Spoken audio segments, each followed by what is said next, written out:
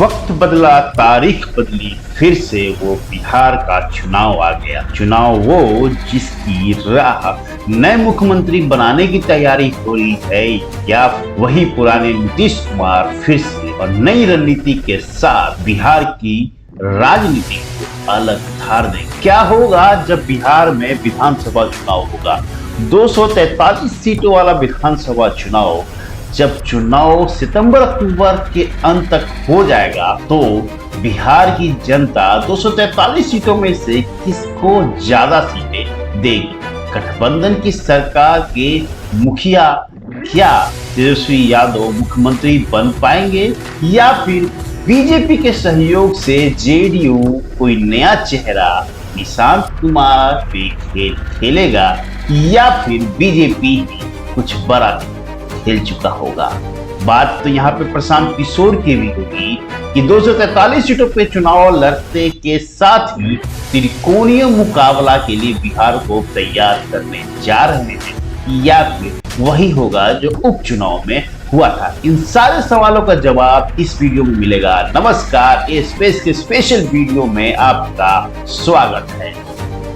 सबसे पहले बात करते हैं उन नेताओं की जो 90 के दशक के बाद बिहार की राजनीति में अलग छाप छोड़े हैं। लेकिन अब उन नेताओं की जब बात होती है तो सिर्फ दो ही नेता आते हैं। पहला, 1990 में लालू प्रसाद यादव किस तरह से मुख्यमंत्री बने हैं ये तो छुपा नहीं है, लेकिन 1995 और 97 में लालू यादव और राबड़ी देवी मुख्यमंत्री बनी। अब राबड़ी देवी मुख्यमंत्री कैसे बनी ये भी आप जानते हैं। चारा घोटाला में लालू यादव का नाम आ गया था और उसी समय लालू यादव ने राष्ट्रीय जनता दल बनाया और राबड़ी देवी को मुख्यमंत्री बना दिया बिहार का। लेकिन 99 और 2000 आते आते नीतीश कुमार का चेहरा इतना बड़ा नहीं हुआ था कि वो सरकार पूर्णतः चला पाए, तो उस वक्त फिर से उपचुनाव हुआ और राबड़ी देवी सरकार बना ली। लेकिन 2005 आते आते राष्ट्रीय जनता दल में थोड़ी सी कमजोरी दिखी और उसका ज्यादा फायदा जेडीयू ने उठाया और बीजेपी के सहयोग से नीतीश कुमार की सरकार अच्छे से पहली बार पूर्णता बनी और यही से सुशासन बाबू का नाम बड़ा हो गया। बात 2010 की होती है तो यहाँ पर भी नीतीश कुमार बीजेपी की सहयोग से मुख्यमंत्री तो बन गए, लेकिन 2015 आते आते कहानी में ट्विस्ट हो चुका था। नीतीश कुमार इस बार जो मुख्यमंत्री तो बने, लेकिन राष्ट्रीय जनता दल और कांग्रेस के सहयोग से, ना कि बीजेपी के सहयोग से। लेकिन सेंटर पे मोदी आ चुके थे। 2020 में पुनः नीतीश कुमार ही मुख्यमंत्री बने और इस वक्त बीजेपी के सहयोग से बने। क्या होगा 2025 में? किसकी सरकार बनेगी? राष्ट्रीय जनता दल की या फिर बीजेपी जेडीयू की, या फिर बिहार तैयार हो चुका है तीसरा मोर्चा जिसके संयोजक हैं जन स्वराज बड़े नेता प्रशांत किशोर। बिहार की राजनीति में हम इस वीडियो में बताएंगे बिहार की इस दंगल में सबसे बड़ा चेहरा कौन है मुख्यमंत्री पद की दौड़ में सबसे आगे, और ओपिनियन पोल लेके आए हैं जिसमें हम बताएंगे कि किसकी सरकार बन सकती है। संक्षेप में इस कड़ी में सबसे आगे हैं उपेंद्र कुशवाहा। इस वक्त ये बीजेपी जेडीयू सहयोगी से हैं और ये इस वक्त राज्यसभा के मेंबर है। बिहार की 2% जनता एज ए मुख्यमंत्री को पसंद करती है। इस कड़ी में दूसरा नाम है विकासशील इंसान पार्टी के मुकेश सहनी। इनका अपना एक कोर वोटर है जो 4 से 6% है। अब बात समझने की कोशिश कीजिए तो मुकेश सहनी राष्ट्रीय जनता दल कांग्रेस के सहयोगी है और इस वक्त ये अपने आप को उप मुख्यमंत्री के लिए प्रोजेक्ट भी कर रहे हैं अपने वोटर के अंदर। बहरहाल पिछली बार 4 सीटें जीते थे, लेकिन 4 में से 4 सीट आइदर वो जेडीयू बीजेपी में मर्ज हो गया, जिसका इनको पर्सनल लेवल पे भी नुकसान हुआ। अब बात होती है 2025 में। जनता इनको 2% तो जरूर पसंद कर रही है। उप मुख्यमंत्री के प्रबल कैंडिडेट भी हैं। अब ये सवाल है कि वोटिंग प्रतिशत किस तरफ बैठता है। यदि राष्ट्रीय जनता दल सहयोगियों के पास जाता है तो वो वहां भी मुख्यमंत्री बन सकते हैं, और यदि बीजेपी के पास कुछ सीटें कम होगी जेडी सहयोगी के साथ, तो ये इस पाला भी बैठ सकते हैं और उप मुख्यमंत्री के कैंडिडेट तैयार है। इस कड़ी में जो तीसरा नाम है तेज प्रताप यादव राष्ट्रीय जनता दल के, वैसे ये उप मुख्यमंत्री पोजीशन पे तो नहीं है, मुख्यमंत्री पोजीशन पे इनके छोटे भाई तेजस्वी यादव है। बिहार की जनता 3% इनको पसंद करती है और एज ए मुख्यमंत्री देखती है। सम्राट चौधरी बीजेपी के नेता इस वक्त के बिहार के उप मुख्यमंत्री हैं।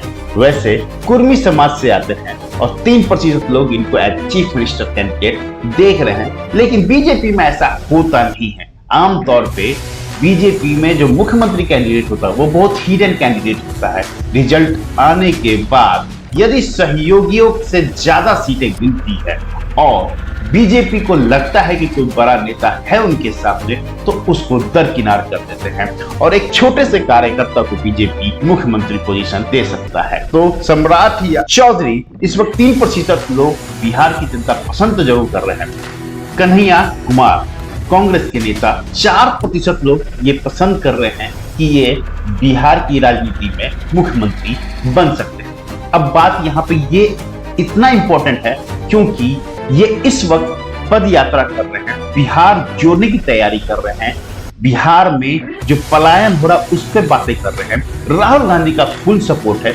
लेकिन स्टेज शेयर तेजस्वी यादव के साथ नहीं कर पा रहे हैं, या ये आप समझिए कि तेजस्वी यादव इनके साथ स्टेज शेयर नहीं कर रहे हैं। बिहार की जनता इन्हें पसंद तो कर रही है। प्रशांत किशोर जन स्वराज के मुखिया, अब इनके बारे में बताना थोड़ा सा आसान नहीं है क्योंकि ये राजनीतिक समीकरण बनाते थे, पॉलिटिकल। इस वक्त 243 सीटों में चुनाव भी लड़ने जा रहे हैं, लेकिन वक्त ये क्या इनके लिए सही है? क्योंकि एक तरफ जेडीयू के नीतीश कुमार तो बूढ़े हो चुके हैं, लेकिन आरजेडी के तेजस्वी यादव इनसे 15-16 साल छोटे भी हैं। बिहार की जनता अपर कास्ट नेता को क्या इतना पसंद कर सकती है? क्या इन पे दाव खेल सकती है?